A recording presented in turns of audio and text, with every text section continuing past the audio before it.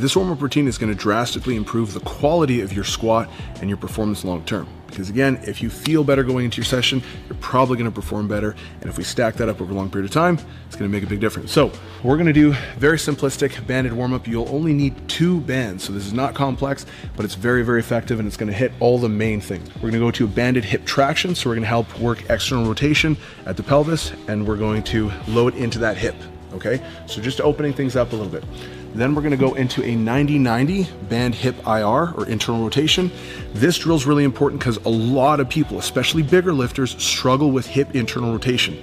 So if we don't have proper hip internal rotation, we are loading into other structures when we're getting into the squat, because your body is task oriented. It does not necessarily think, hey, I need to internally rotate my femur in order to access this range of motion. It just says, hey, I'm restricted here, so what am I going to do? I'm going to find a way to get into that range of motion, whether that's tucking your pelvis underneath or shifting from one side to another or doing something.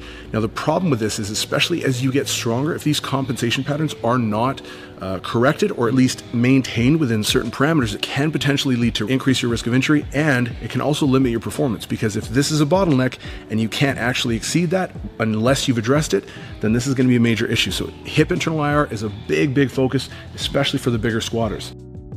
So we're just going to try and get into external rotation. We're just going to try and open up the hip in external rotation. So we're going to hook the band up to some sort of, bench, bar, whatever it might be, and then we're going to hook it up kind of around the upper thigh. So we're going to walk forward, and I'm going to get into this position here. Okay, so almost like a modified pigeon position, where I'm coming across my body with that front shin, back leg is supporting, and then the band is pulling back. Now what I'm going to do from here is I'm going to shift my hips back, okay, until I get a really intense stretch on the outside.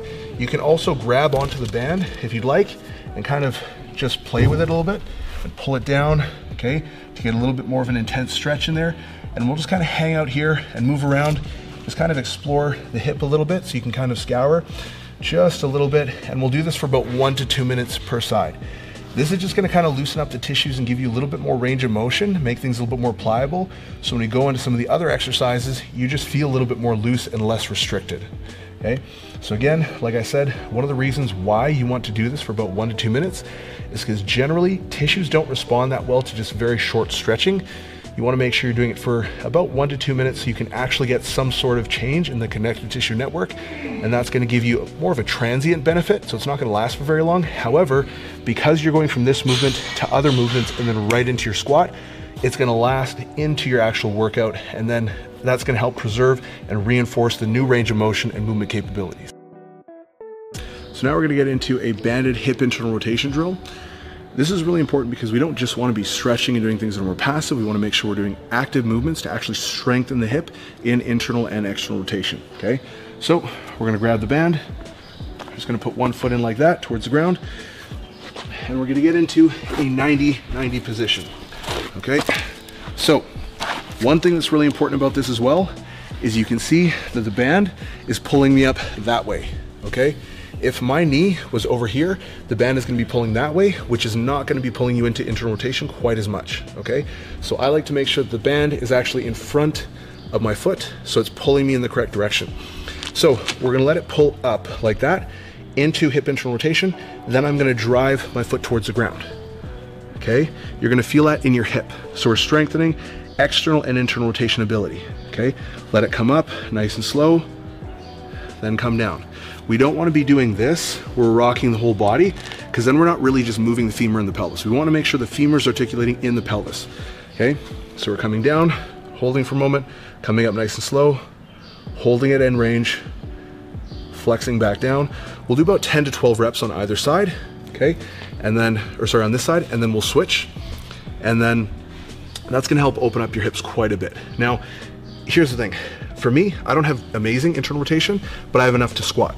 So I'm over here. Some people can be like super upright and they can do this and it's no big deal. Other people might have to really lean forward. Either way, that's totally fine. Wherever you're starting, that's okay. Just make sure that over time, like for me, I started way over here, and then I progressed to eventually, now I'm able to sit up, decently vertical and still able to get a decent amount of internal rotation. So you're just gonna try and slowly progress these things over time and make sure that when you're doing these reps, they're nice and clean, nice and smooth, and that way you can actually get into a better position in your squat. So this one's really good for actually driving us into a loaded hip internal rotation position, and then